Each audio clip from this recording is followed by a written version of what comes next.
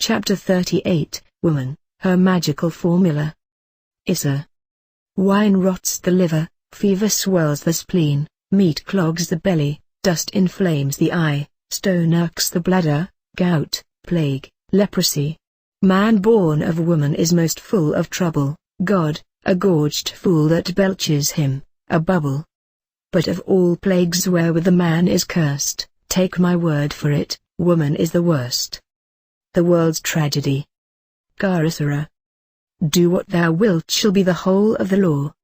Pibrook of Donald Who, kneel for the onset. For this letter is to put woman once and forever in her place. 1. But, as usual, let us first of all make clear what we are to mean by woman. Not that amorphous, or rather, as the poet says, aniscoid with udders, dull and clamorous lump, bovine, imbecile, giggling, truthless, nymphomaniac yet sexless, malignant, interminable, of whom Schopenhauer rhapsodized in his most famous panegyric. Apparently his sentimental softness understood only the best side of her. 2 No. Let us observe, shudder, and lay down the pen. That makes me feel better, my duty to conscience is done. The eternal antagonism between the sexes is mere illusion. As well suppose the male the enemy of the female screw. Understand the spiritual reality of each, grasp their magical formulae.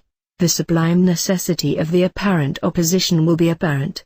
The ultimate of woman is knew it, that of man, hate it. The book of the law speaks very fully and clearly in both cases. I quote the principal passages. A knew it. Had. The manifestation of knew it. 1. Come forth, O children, under the stars, and take your fill of love. I am above you and in you. My ecstasy is in yours. My joy is to see your joy. Above, the gemmed azure is the naked splendor of Nuit, she bends in ecstasy to kiss the secret ardors of Hadit. The winged globe, the starry blue, are mine, O Ankh of Nakhonsu. 12:14. Since I am infinite space, and the infinite stars thereof. D also thus. 22. And the sign shall be my ecstasy, the consciousness of the continuity of existence, the omnipresence of my body. 26. O knew it, continuous one of heaven, let it be ever thus, that men speak not of thee as one but as none, and let them speak not of thee at all, since thou art continuous. None, breathed the light, faint and fairy, of the stars, and 2. For I am divided for love's sake, for the chance of union. This is the creation of the world, that the pain of division 3 is as nothing, and the joy of dissolution all. 27:30. Obey my prophet. Follow out the ordeals of my knowledge.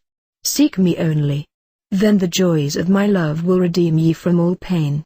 This is so, I swear it by the vault of my body, by my sacred heart and tongue, by all I can give, by all I desire of ye all.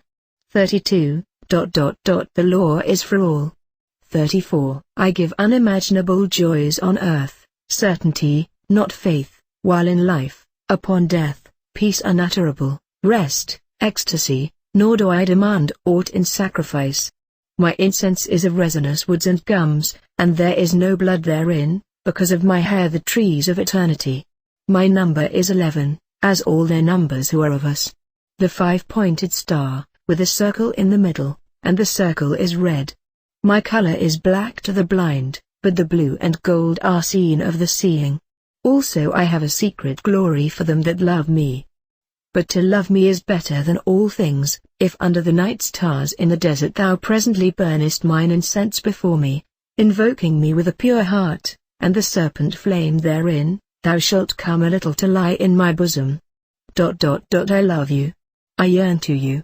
Pale or purple, veiled or voluptuous, I who am all pleasure and purple, and drunkenness of the innermost sense, desire you. Put on the wings, and arouse the coiled splendor within you, come unto me. 58:61. Dictated. The unfragmentary non-atomic fact of my universality. Write this in whiter words, but go forth on. Wada forewrote into them as, later, the 5 words as in text. Behade it. New. the hiding of adept. Come, all ye, and learn the secret that hath not yet been revealed. I, adept, am the complement of new, my bride. I am not extended, and Cabs is the name of my house. In the sphere I am everywhere the center, as she, the circumference, is nowhere found. Yet she shall be known and I never. 1-4, I am the flame that burns in every heart of man, and in the core of every star. I am life, and the giver of life, yet therefore is the knowledge of me the knowledge of death. I am the magician and the exorcist. I am the axle of the wheel, and the cube in the circle. Come unto me is a foolish word, for it is I that go. Who worshipped Harupakrath have worshipped me, ill, for I am the worshipper.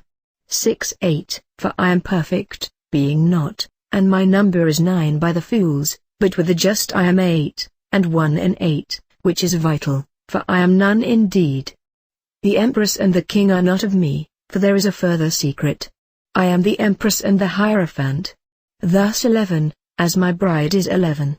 15-16, I am the snake that giveth knowledge and delight and bright glory, and stir the hearts of men with drunkenness. 22, I am alone, there is no God where I am. 23, I am the secret serpent coiled about to spring, in my coiling there is joy. If I lift up my head, I and my Nuit are one. If I droop down mine head, and shoot forth venom, then is rapture of the earth, and I and the earth are one. There is great danger in me, for who doth not understand these runes shall make a great miss. He shall fall down into the pit called because, and there he shall perish with the dogs of reason. 26-27, dost thou fail? Art thou sorry? Is fear in thine heart? Where I am these are not. Pity not the fallen. I never knew them. I am not for them. I console not, I hate the consoled and the consoler. I am unique and conqueror. I am not of the slaves that perish. 46-49, blue am I and gold in the light of my bride, but the red gleam is in my eyes, and my spangles are purple and green. Purple beyond purple, it is the light higher than eyesight.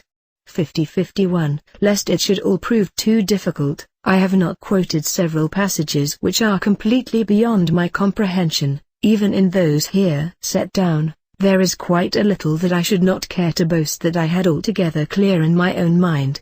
Leaving out nearly everything, the only way to simplify it is to call adept the point of view, and anywhere to be the radix of all possible point events, or experiences, or phenomena. Nuit is the complement, the total possibilities of any such radix.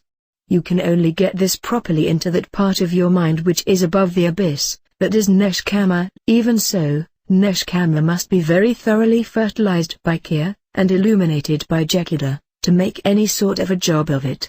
But to come down from the contemplation of abstract reality, which, being static and infinite, is ultimately immeasurable, to these ideas in their interaction, and thus directly observable, it is easy enough to understand the magical formula of their interaction. Of course, whatever I say can be no more than a rough approximation, even a suggestion rather than a statement, but I cannot help the nature of the case. Nuit is the centripetal energy, infinitely elastic because it must fit over the hard thrust directed against it, adept. The centrifugal, ever seeking to penetrate the unknown. Nuit is not too dissimilar from the Te described in Lao-Tzu. Nor would it be proper to ignore the Book of Lies, Peaches, soft and hollow, how thou dost overcome the hard and full. It dies, it gives itself, to thee is the fruit. Be thou the bride, thou shalt be the mother hereafter. To all impressions thus. Let them not overcome thee, yet let them breed within thee. The least of the impressions, come to its perfection, is Pan. Receive 1,000 lovers, thou shalt bear but one child. This child shall be the heir of faith the father. p. 12:5. I want you to realize that this collaboration of the equal opposites is the first condition of existence in any form. The trouble, I think, has always been that nobody ever looked at things from outside. They were always at one end or the other. This is because one haphazard collection of point events chooses to think of itself as a male, another, as a female. It is totally absurd to think of Winnie as a woman, and Martin as a man. The quintessence of each is identical, every man and every woman is a star.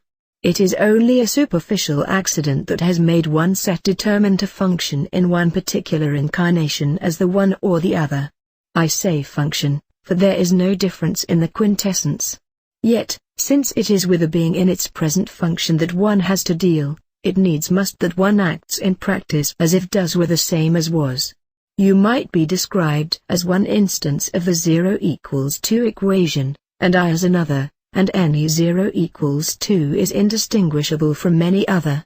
Yet you and I are not identical, because all that I can know of you, or you of me, is a presentation of a part of that 0 equals 2 universe. If we were both equally conscious of that whole, there would be no means of becoming aware, as we are in fact aware, of that distinction.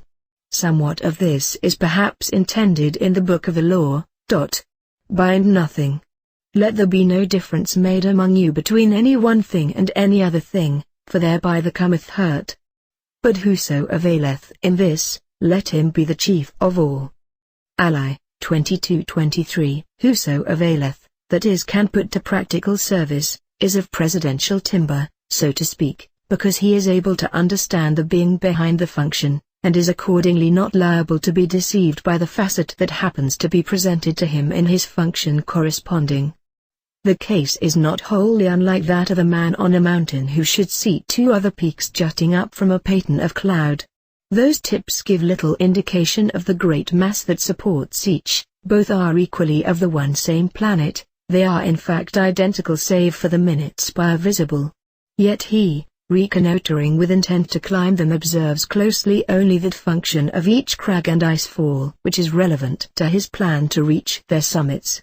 He also is of that one quintessence, but he must fit himself adroitly to each successive incident to the respective functions of these mountains if he is to make the contacts which will finally enable him to realize the point events which he will summarize as I climbed Mount Cullen and the Aiguille de Lazare.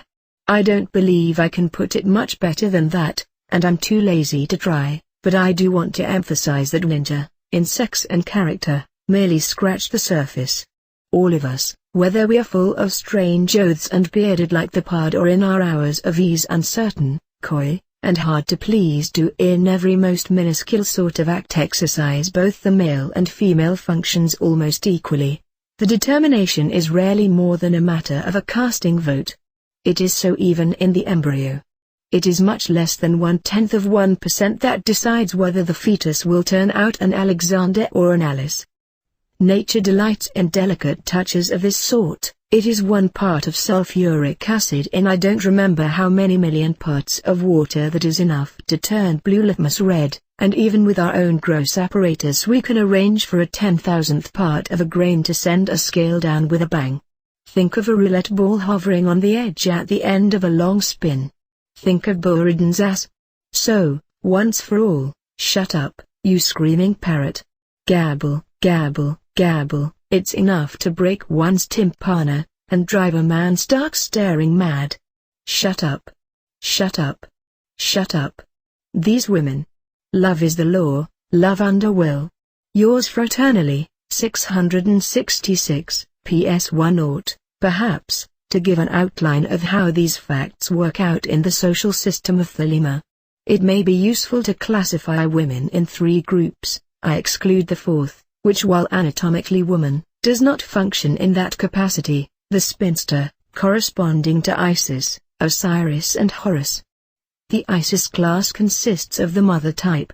To them the man is no more than the necessary creator and sustainer of her children. The Osiris class comprises those women who are devoted to their man qua man, and to his career. Her children, if any, she values as reproductions of the beloved. They carry him on into futurity by virtue of her deathless love. The Horus class is composed of those women who remain children, the playgirls, who love only for pleasure. To them a child is dull at the best, at the worst a nuisance. Each of these classes has its qualities and its defects, each should be held in equal, although dissimilar, honor. And what, you ask, has the man he got to say about all this? Nothing simpler. All women are subordinate to his true will. Only the Osiris class, provided he can find one of them, are of more than transient use to him, and even in this case, he must be careful to avoid being ensnared. But the really important issue is the recognition of each type of true will in woman.